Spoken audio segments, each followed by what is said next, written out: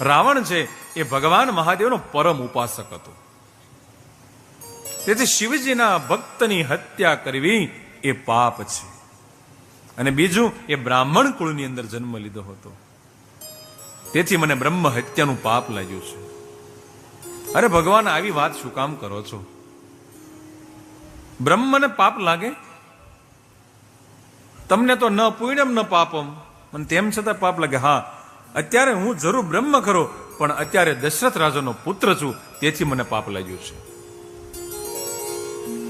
અને વિશેષ આ ભોગવાદી સંસ્કૃતિના વિધ્વંસમાં યુદ્ધ કરવાથી જે નિર્દોષ સેના હણાઈ ગઈ છે, એનું પણ પાપ લાગ્યું છે. અને એટલું જ નહીં ઋષિ મુનિઓ, જે નિર્દોષ સેના હણાય છે એની પત્નીઓ વિધવા થઈ છે, તેથી વિધવા પત્નીનું પણ મને પાપ લાગ્યું છે. રામ